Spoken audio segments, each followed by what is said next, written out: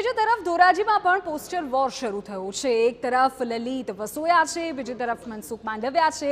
આયાતી ઉમેદવારને લઈને આખો મામલો શરૂ થયો છે। આપને જાણકારી આપી દઈએ કે લોકસભાની આ ચૂંટણીના માહોલમાં ધોરાજીમાં પોસ્ટર યુદ્ધ જામ્યું છે। આયાતી ઉમેદવાર વિરુદ્ધ લોકલ ઉમેદવારના સૂત્રો સાથે જે વિવિધ પોસ્ટર્સ છે તે અલગ અલગ વિસ્તારોમાં લાગ્યા છે। આ પોસ્ટર પરથી એ સ્પષ્ટ જોઈ શકાય છે કે આ પોસ્ટરથી પોરબંદરના ભાજપના ઉમેદવાર મનસુખ માંડવિયાને આયાતી ઉમેદવાર ગણાવાયા છે, જ્યારે લલિત વસોયાને લોકલ ઉમેદવાર કહી તેમની પ્રશંસા કરવામાં આવી છે। લલિત વસોયા અને મનસુખ માંડવિયાના ફોટો સાથેના પોસ્ટર પર લખવામાં આવ્યું છે કે પોરબંદરમાં આયાતી ઉમેદવાર નહીં ચાલે, પોરબંદરના લોકો લોકલ ઉમેદવારને માંગે છે। પોસ્ટરનો હવાલો આપીને પોરબંદરના કોંગ્રેસના ઉમેદવાર લલિત વસોયાએ ભાજપ પર પ્રહાર કર્યા। વસોયાએ ભાજપ પર જૂથબંધીનો આરોપ લગાવ્યો। વસોયાએ કહ્યું કે ભાજપના લોકો જ આવા પોસ્ટર લગાવે છે કારણ કે ભાજપમાં નારાજગી છે। ભાજપના લોકો આવા પોસ્ટર લગાવી મને બદનામ કરે છે।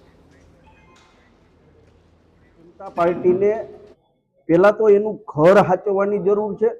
हूँ दावा साथे कहूँ छूं कि आ पोस्टर भारतीय जनता पार्टी ना जे मनसुखभाई थी असंतुष्ट लोको छे एना द्वारा आ पोस्टर लगाववामां आव्या छे अने भाजपनो आंतरिक विवाद सामे न आवे एटला माटे आ मारी उपर आक्षेप करी रह्या छे। एमनो आक्षेप सदंतर खोटो छे अने मारी साबित करी देवानी तैयारी छे। 2 दिवस पहेलानो बनी गजेरा के जे भारतीय जनता पार्टी नो आगेवान है कमलमनी अंदर सीआर पाटील साहेबे एनु सन्मान कर्युं छे, एने खेस पहेराव्यो छे अने एना द्वारा आ पोस्टरो ए वीडियोमां कहे छे के हूँ 2 दिवस पछी पोस्टर लगाववानो छुं अने एने आ बेनरो लगाव्या छे।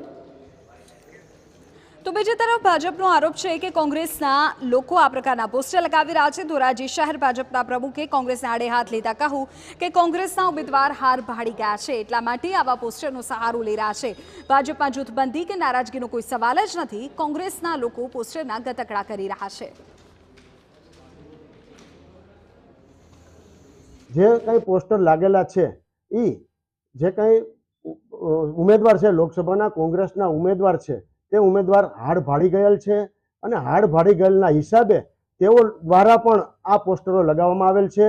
જેથી હું કહું છું કે મનસુખભાઈ માંડવિયા જે હાલ પણ મિનિસ્ટર છે અને આવનારા દિવસોમાં લોકસભામાં ચૂંટણી થઈ ગયા પછી અને ચૂંટાયા પછી પણ તેઓ મિનિસ્ટર રહેવાના છે અને પોરબંદર લોકસભાના પ્રજાની વચ્ચે જ રહેવાના છે।